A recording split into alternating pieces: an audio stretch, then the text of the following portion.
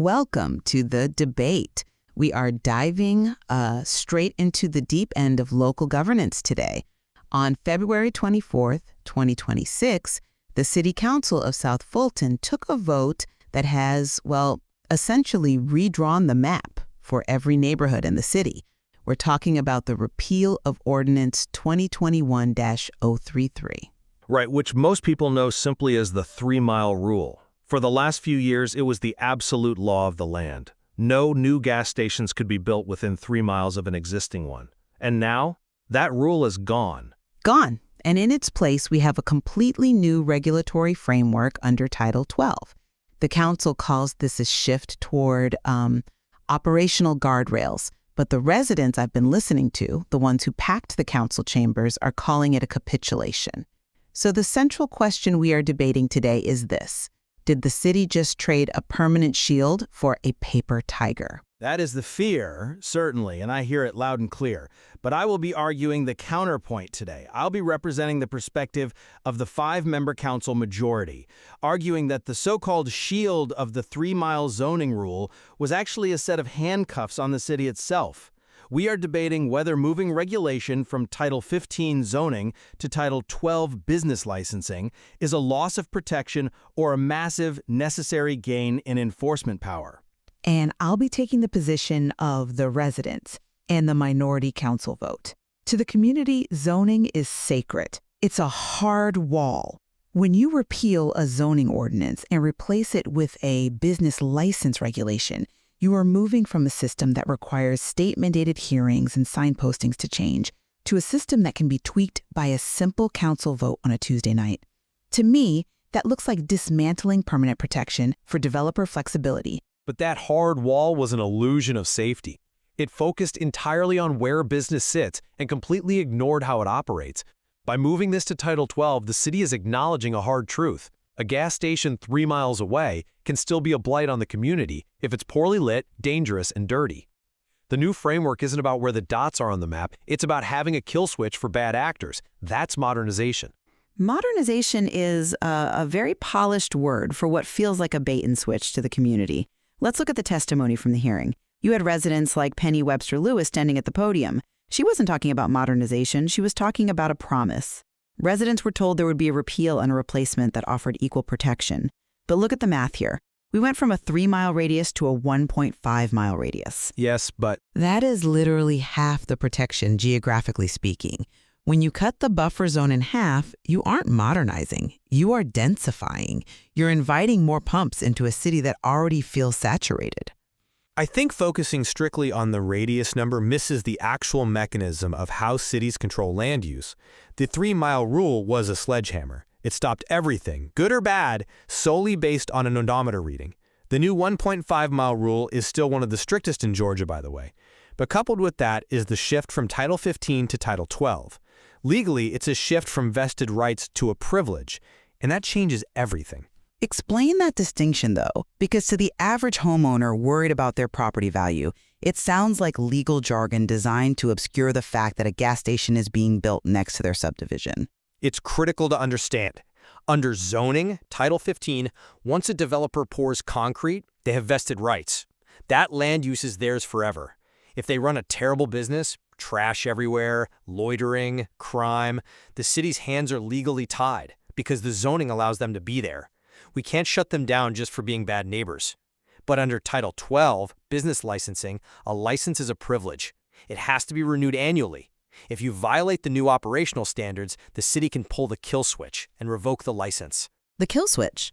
It sounds fantastic in theory, but let's apply it to the real world of municipal politics. Revoking a business license for a revenue-generating entity is the nuclear option. It almost never happens. It guarantees a lawsuit. You're asking residents to trade a preemptive ban for a reactive punishment that requires immense political will to actually use.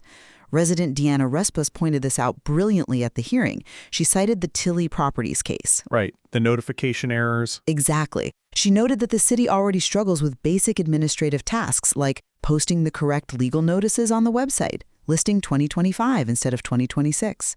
Her argument was visceral. She basically said, if you can't get the date right on the website, why should I trust you to effectively prosecute a multi-million-dollar corporation and shut them down? That requires a level of administrative bravery that residents just aren't sure exists yet. The Tilley argument regarding the notice error is a valid procedural critique, and the city attorney addressed it on the record. But that's an administrative hurdle. It's not a flaw in the policy logic. You say the kill switch is a nuclear option that won't be used. I would argue that the threat of the switch is what changes behavior. Under the old rules, a station owner knew he was untouchable. Now he knows his license is up for review every 12 months. It forces compliance in a way a static zoning map never could. But you're ignoring the instability of Title 12. Zoning changes require the Zoning Procedures Act, public hearings, signs, certified mail. That friction is a feature. It prevents a temporary council majority from quietly rezoning a neighborhood.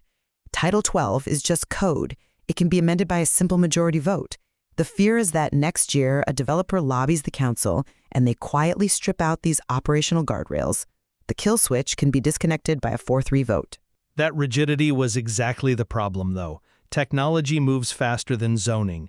If a new technology comes out next year, better vapor recovery systems or dark sky LED lighting to prevent light pollution, doing it through zoning takes 18 months of hearings.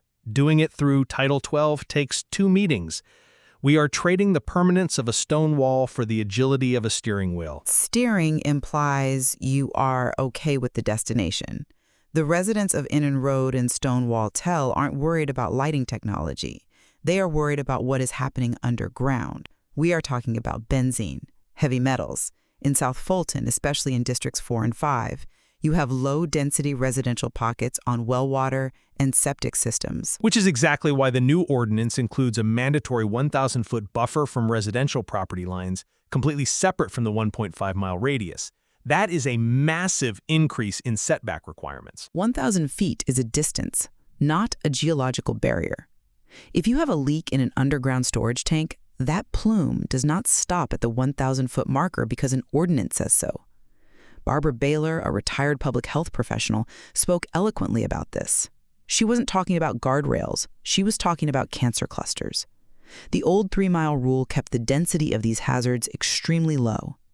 By densifying the potential sites, you statistically increase the risk of groundwater contamination in a community that drinks that water. I would counter that the old rule was actually less safe environmentally because it didn't mandate testing. You could have a station 3.1 miles away leaking like a sieve, and the city had no mechanism to check it because of those vested rights. The new framework introduces the special use permit, the SUP.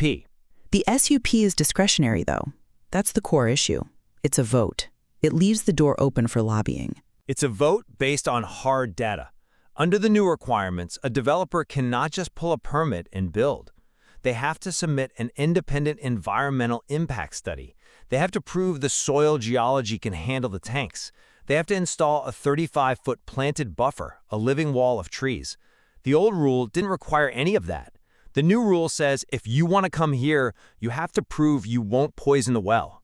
That is a much higher burden of proof. But the SUP process relies on the council standing firm. If a developer comes in with a slick presentation and promises of tax revenue and the environmental study is deemed mitigatable, the council can still vote yes. The hard wall removed that temptation. Penny Webster Lewis and others feel that moving to an SUP system is handing the keys to lobbyists. It turns a firm no into a maybe, and maybe is terrifying when it's your drinking water. I understand that lack of trust, but let's look at the political reality of how we got here, because it speaks to whether this is a sellout or a strategy. We have to talk about Quasar Alexander. Yes, the Quasar Alexander situation. This has been a massive flashpoint. Here is a former city council candidate who was a vocal advocate for the 3-mile rule. He was on the front lines shouting no repeal. And then, as we approach the vote, he shifts. He starts talking about shaping the future rather than blocking it. To the preservationists, it looked like he flipped. It looked like he attended a few too many meetings with leadership and just gave up the fight. I think calling it a flip is reductive. It devalues the actual work of governance. He is trained in interpersonal communication and relationship building. He looked at the board and saw the math. We had a supermajority on the council, 5-2, that was absolutely committed to repealing the rule. That train was leaving the station. You cannot yell no at an oncoming train and expect it to stop, but you can help lay the tracks so it goes where the community needs it to. That's the civic maturity argument. But to many, it feels like resignation. If you can't beat them, join them. It's not resignation, it's rational detachment. Quasar didn't just wake up and change his mind. He attended the resident-driven town halls, including one organized by Adina and another organized by Councilwoman Pritchett, who was one of the leaders voting for the measure in District 7. He spent dozens of hours talking to both sides. He realized that if he stayed at a hard no, the repeal would pass anyway, but the replacement ordinance would be weak. By pivoting to, how do we make Title 12 stronger, he helped ensure that the environmental studies and the crime prevention through environmental design standards were actually included. So he traded a losing war for a negotiated peace. But does a peace treaty matter if the territory is already occupied? Let's talk about the corridors that are already saturated. Old National Highway, for example. The city attorney admitted that the stretch from Highway 138 to Pleasant Hill already has more than 2 stations within a 1.2-mile radius. It is packed. Residents there feel this new 1.5-mile allowance is going to be used to shoehorn stations into the tiny gaps that remain. Actually, the new framework protects Old National better than the old rule in some ways through corridor caps. Because of the density limit, no new gas station can be built on that corridor by right. They are already over the cap. The city can now say this specific artery is closed for business regarding fuel, while still allowing a station out on Fulton Industrial Boulevard where logistics trucks need it. This is the a la carte zoning concept, treating different neighborhoods by different rules. Exactly. South Fulton is huge. Why should the rules for an industrial hub be the same as the rules for a rural preservation district?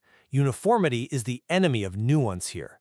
The context-sensitive approach allows the city to apply CPTD standards to high-crime corridors, requiring police-connected cameras and specific lighting, while applying environmental buffers to the rural areas. Context-sensitive sounds logical, but it creates a fragmented legal landscape.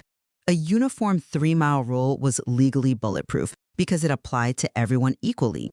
Now, every application is a unique battle, and wealthy neighborhoods will be able to fight those battles at the SUP hearings better than working-class ones. That is a risk only if the citizens disengage. And that brings us to the roadmap for the future. The ordinance has passed, the 3-mile rule is gone. We can lament it, or we can use the tools we just built. The new Title 12 framework allows for amendments. Growth with standards is possible, but it requires participation. So what does that look like if I'm a resident on well water in District 4 and I feel like I've lost my protection? What is my actual move here? Your move is to demand a specific amendment for well and septic zones. The framework is there now. You lobby the council to add a line to Title 12 that says any station within 2,000 or even 3,000 feet of a known aquifer or well system requires a Phase 2 environmental assessment and double-walled containment. That is a realistic, achievable safeguard under this new system. You couldn't do that under the old zoning map. So the burden shifts back to the residents. We have to be the watchdogs. We have to monitor the kill switch. We have to show up at every SUP hearing. That is the price of active management. But at least now you have a lever to pull. Before, if a station was dangerous but legally zoned, you could show up to every meeting for 10 years and the city couldn't do anything. Now, if a station is a bad actor, you can demand the city revoke their license. I suppose that is the reality we are left with. The hard shield has gone. My final thought is a warning. Active management requires an active manager. If the city council becomes passive, these guardrails will rust very quickly. The community has to be the rust remover. We need residents like Adina, Penny Webster Lewis, and all those who stood in line to keep standing in line, just at a different desk. I agree. The battle hasn't ended. It has just moved location. It's moved to the SUP hearings. As Quasar Alexander asked, how do we shape the future? The answer is by showing up when the public hearing sign goes on the ground. Is shift from no to how. A harder job for the residents? Perhaps, but a necessary one now. Thank you for listening to the debate. Whether you view this as a loss of protection or a modernization of power, the landscape of South Fulton has changed. The conversation doesn't end here. We'll see you next time.